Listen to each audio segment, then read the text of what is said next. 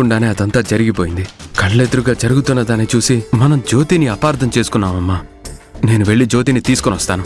నువ్వు మారవా రాజీవ్? తిరిగి తిరిగి అక్కడికే వస్తావు. రే, నువ్వే కదా జ్యోతి తప్పు చేసింది అని నమ్మి డివోర్స్ పేపర్స్ మీద సంతకం పెట్టావు. మళ్ళీ ఇదేంటి? నిన్ను నమ్మించటానికి, నిన్ను తన బుట్టలో వేసుకోవడానికి అది రకరకాల మాయలు చేస్తుంది రాజీవ్. వద్దమ్మా ప్లీజ్, అనవసరంగా జ్యోతిని తప్పు పట్టకు. రే, నీకు అర్థం కావడం లేదు గాని జ్యోతి నీకు భార్యగా, మనింటి కోడలుగా కరెక్ట్ కాదురా. అమ్మా, నీకంటూ ఉంది నేనొక్కడే కదా. నా సంతోషమే నీకు ముఖ్యం కదా. జ్యోతి దూరమై నేను ప్రతి క్షణం బాధపడుతూ కూర్చుంటే నన్ను చూస్తూ నువ్వెలా సంతోషంగా ఉండగలవమ్మా? ఒప్పుకోమ్మా, నేను జ్యోతిని తీసుకొస్తాను.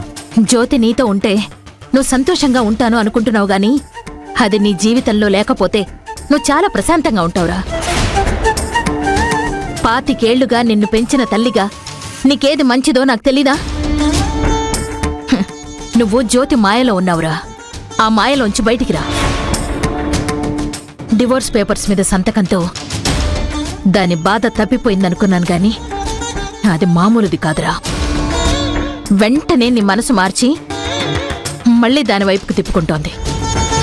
సారీ అమ్మా, నాకు జ్యోతి కావాలి. వెళ్ళి తీసుకొస్తాను. ఆగు రాజీవ్.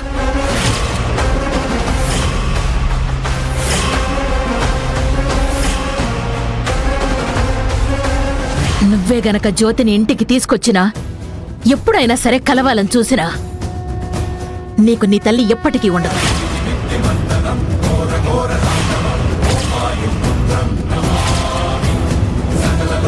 అమ్మా, అపార్థపు పొరలు నీ కళ్ళని కప్పేశాయి. వాటిని దాటి నిజాన్ని చూసిన రోజున జ్యోతి ఏంటో నీకే తెలుస్తుంది. రే రాజీవ్,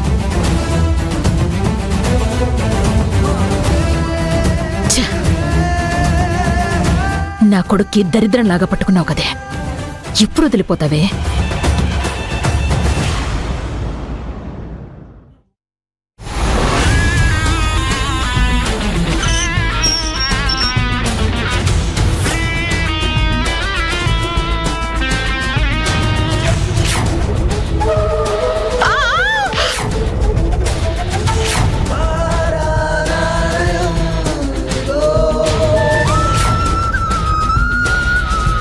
నేను కనిపిస్తే ఆవేశంలో మాధవి నన్నేమైనా చెయ్యొచ్చు.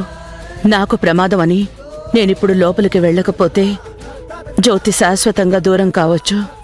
నన్ను పక్కకి పంపి నాకు చెప్పకుండా వెళ్ళిపోయింది అంటే ఇక ఎప్పటికీ తిరిగొచ్చే ఆలోచన తనకి లేనట్టే. నాకిచ్చిన మాట కోసమే తను వెళ్ళిపోయింది.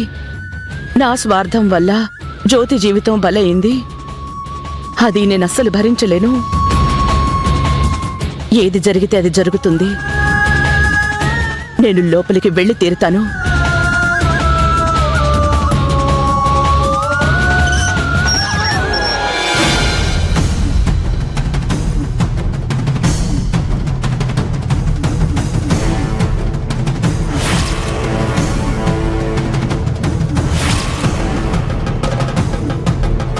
ఆగు.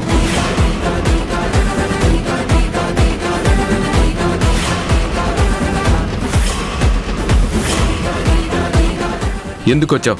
రాజీవ్, నేను జ్యోతి గురించి నీతో మాట్లాడడానికి వచ్చాను. తను అందరినీ వదిలిపెట్టి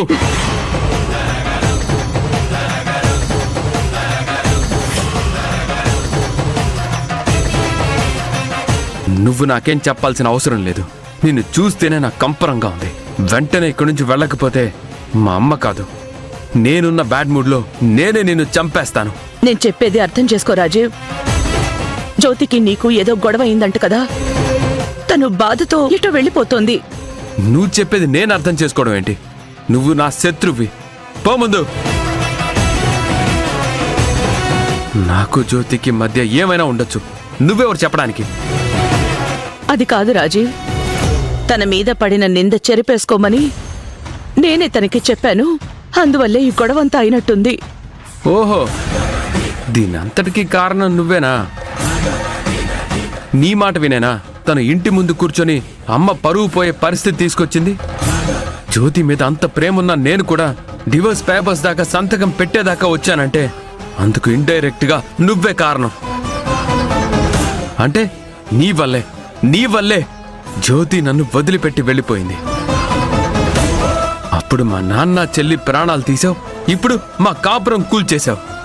అది కాదు రాజీవ్, నా మీదున్న కక్షతో నువ్వు నన్ను చంపినా పర్వాలేదు.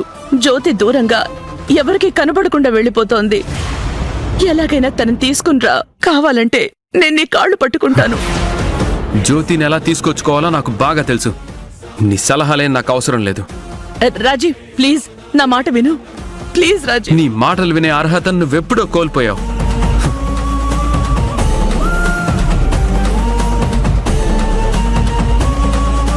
నా మీద కోపంతో రాజీవ్ నా మాట వినే పరిస్థితుల్లో లేడు. నేను జ్యోతికి సలహా ఇచ్చానని చెప్పకపోయినా బాగుండేదేమో.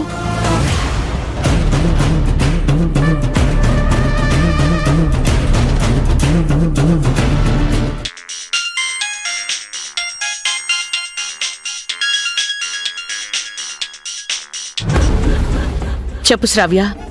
అమ్మా, నీకు గుడ్ న్యూస్. జ్యోతి మమ్మల్ని